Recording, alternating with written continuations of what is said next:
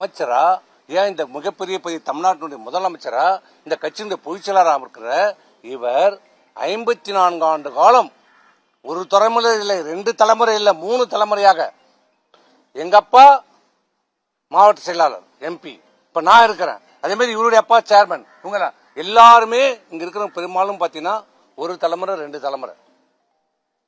இதுவரைக்கும் திமுக எதிர்த்து நாங்கள் அரசியல் செய்து கொண்டிருக்கிறோம். இப்படி பார்த்த எங்களை திமுக ஆதரவோடு ஆட்சி அமையும் என்று நீங்க எப்படி சொல்றீங்க? இது என்ன நியாயம் என்று கேட்டேன். இல்லப்பா, எல்லாரும் இருந்தோம், எல்லாரும் இருக்கிறோம். இன்னைக்கு சொல்லலாம், ஏன் கேபி முனுசாமி இருந்தார், அவர் உடனே அதுக்கு ஆமான்ட்டார். அது வேற. எது உடனே அதுக்கு ஒத்துக்கிட்டாரு. ஆமா கரெக்ட் தான், பண்ணுங்கன்ட்டார். அது வேற. நாங்க எல்லாரும் இருந்தோம். இது எப்படி நியாயம்? இது எப்படி மனசாட்சி நம்ம ஏத்துக்கும்? மக்கள் ஏத்துப்பாங்களா? மக்கள் விடுப்பா, அதெல்லாம் பாத்துப்பாங்க. ஏன்னா தொண்டர்கள்லாம் ஏத்துப்பாங்களா? தொண்டரை நம்ம செஞ்சு அதெல்லாம் சரியாயிடுவாங்கப்பா. ஏன்னா நம்ம மனசாட்சி ஏத்துக்குமான்னு கேட்டேன்.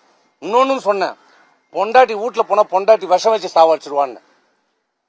பசங்க நம்ம பசங்க சொந்த பசங்க காரி துப்புவாங்கன்னு சும்மா இருந்தேன். சொன்னதை தான் சொல்றேன். அங்க சொன்னேன்ல, இந்த வாட்சி சொன்னேன்ல, நானு சொன்னேன் இல்லையா? அப்புறம் ஏன் பேசுறீங்க? சொல்றேன், உண்மையை சொல்லுவோம். சொன்னோம். இல்லப்பா, இல்ல இன்னைக்கே சொல்லு, இன்னைக்கே முடியாதுன்னு. இன்னொரு உண்மையும் சொல்றேன். இது உங்களுக்கு ஏற்கனவே தெரிஞ்ச உண்மை, நீங்க ஏற்கனவே வெளியிட்டு இருக்கீங்க. இப்ப சொல்றேன், கேட்டுக்குங்க.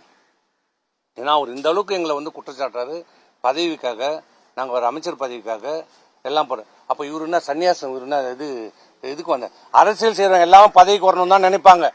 இது இப்ப இவரு மட்டும் எதுக்கு இருக்கிறாரு? இன்னைக்கு எதுக்கு அதிமுக இந்த தேர்தலில் படுதோல்வி அடைஞ்சிருக்கிறது. ஆனா அதை ஏத்துக்க மனமில்லாத இன்னைக்கு சொல்கிறார் மிகப்பெரிய வெற்றின்றார். 47 தொகுதியை ஜெயிச்சது மிகப்பெரிய வெற்றின்னு சொல்றார். இப்படிப்பட்டவரை பொதுச் செயலாளராக வச்சிருந்தா என்ன பண்ண முடியும்? இது வெற்றியா? மிகப்பெரிய தோல்வி சொல்றார்.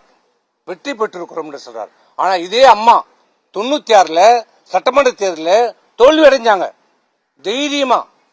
தைரியமா சொன்னாங்க, இந்த தோல்விக்கு நான் பொறுப்பேற்றுக் கொள்கிறேன் என்று சொன்னாங்க. அவங்க அம்மா, அவங்க பொதுச் செயலாளர், ஆண்மை மிக்கவர், ஆளுமை மிக்கவர். வெற்றியும் கொண்டாடணும், தோல்வி வந்தா அந்த தோல்வி ஏற்றுக்கிற மனப்பக்குவம் இருக்கணும். அந்த மனப்பக்குவம் இன்னி வரைக்கும் அவர்கிட்ட கிடையாது. 19ல தோத்தோம், 21ல தோத்தோம், 24ல தோத்தோம், 26ல தோத்துருவோம். இன்னி வரை எந்த தோல்விக்கும் பொறுப்பேற்கவில்லை அவர். நான் நேத்தே சொல்லிட்டேன், தோல்வி நான் அவரை மட்டும் தனிப்பட்ட முறையில் நான் குற்றச்சாட்டு. இந்த தோல்வியில எல்லாருக்கும் பங்கு இருக்குது, நாங்களும் ஒத்துக்கிறோம், எங்க எல்லாருக்கும் பங்கு இருக்குது. ஆனா அந்த உண்மையை ஏற்றுக்கொள்ள அவர் மறுக்கிறார். கட்சியை சீர்திருத்தத்துக்கு அவர் ஒத்துழைப்பு இல்லை. நான் இன்னொரு அதான் சொல்ல வந்தேன். தமிழ்நாட்டுக்கு ஒரு மிகப்பெரிய ஒரு அரிய வாய்ப்பு கிடைச்சது. என்ன வாய்ப்பு?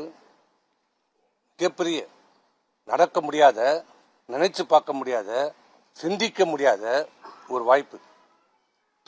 சமுதாயத்திலேயே மிகவும் மிக மிக பின்தங்கி இருக்கிற தாழ்த்தப்பட்ட சமுதாயத்தை சேர்ந்த ஒருவருக்கு முதலமைச்சர் பதவி வாய்ப்பு வந்தது.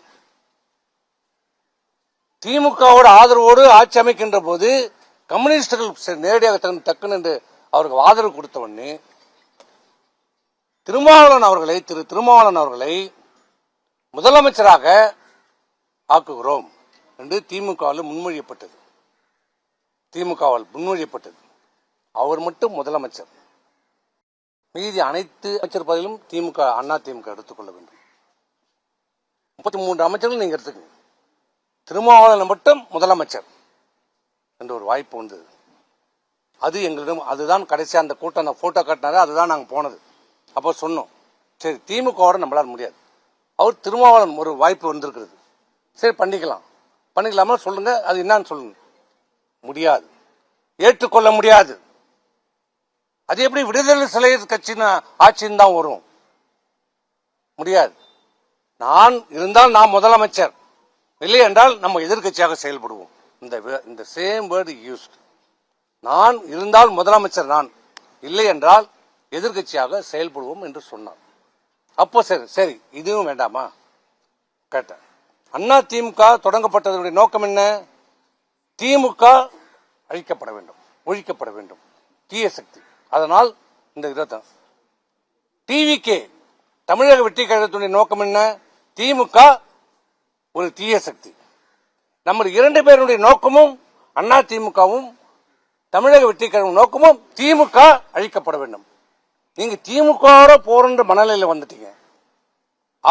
அதை நீங்க பரிசீலனை செய்யும் போது ஏன் நம்ம அனைத்து இந்திய அண்ணா திராவிட முன்னேற்ற கழகம் மாண்புமிகு முதலமைச்சர் திரு விஜய் தலைமையிலான அந்த ஆட்சிக்கு ஆதரவு கொடுக்க கூடாது என்று கேட்டோம்.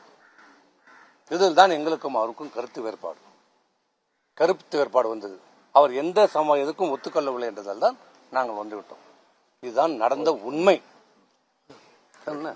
இதுதான் நடந்த உண்மை. இதுல எந்த விதமான ஒளிவு மறைவே கிடையாது. எங்க மனசகத்தை உண்மையை இன்னைக்கு எல்லாத்தையும் சொல்லிட்டோம். எந்த காலத்திலையும் இன்னைக்கு சொல்கிறார், நான் கையெழுத்து போட்டு தானே இவர்கள் எம்எல்ஏ ஆனார்கள். ஏப்பம் உண்மைதான். பொதுச் செயலாளர் கையெழுத்து போட்டு தான் ஆகணும். அந்த பொதுச் செயலாளர் உருவாக்குறது யாரு? இந்த தொண்டர்கள்.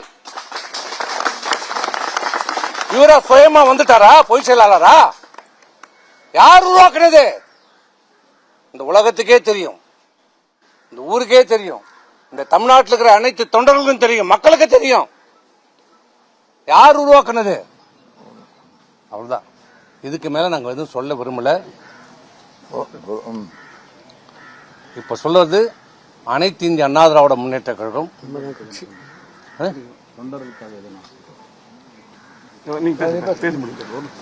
அனைத்து இந்திய அண்ணா திராவிட முன்னேற்ற கழகம்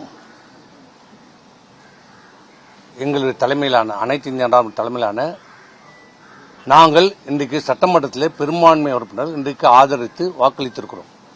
ஒரே நோக்கம், ஒரே எண்ணம். என்ன காரணம் என்றால் எங்களுடைய நோக்கமும் ஆளும் டிவிகேவுடைய நோக்கம் ஒண்ணுதான். திமுக அப்புறப்படுத்த வேண்டும், திமுக அகற்றப்பட வேண்டும். இதே ஒரே நோக்கம், ஒரே காரணத்திற்காக தான் இன்னைக்கு அனைத்து இந்திய அண்ணா திராவிட முன்னேற்ற கழகம் டிவிகே இந்த ஆட்சிக்கு ஆதரவு அளித்திருக்கிறோம். இதுதான் ஒவ்வொரு அடிமட்ட தொண்டனுடைய உயிர் நாடி. அவன் ரத்த நரம்பு எல்லாம் திமுக எதிர்ப்பிலே வாழ்ந்தது. அதுதான் எங்களுக்கு. இதை தவிர்த்து வேற எந்த நோக்கமும் இல்லை, வேற எந்த இதுவும் கிடையாது. ஆகவே இன்றைக்கு தவறான செய்திகளை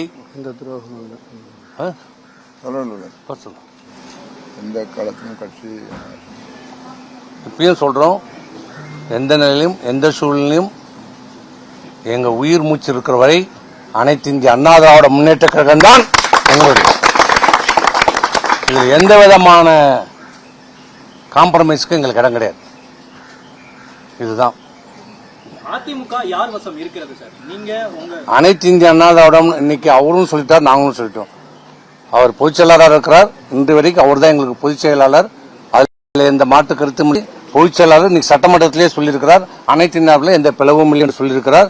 நாங்களும் சொல்றோம். நாங்களும் அண்ணா திமுக பெரும்பான்மை சட்டமன்ற உறுப்பினர்கள் தான் வாக்களிச்சிருக்கிறோம். துரோகிகள் அப்படின்னு எடப்பாடி பழனிசாமி உங்களை குறிப்பிடுறதை எப்படி பாக்குறீங்க? யார் என்னையா? இன்னைக்கு பேசும்போது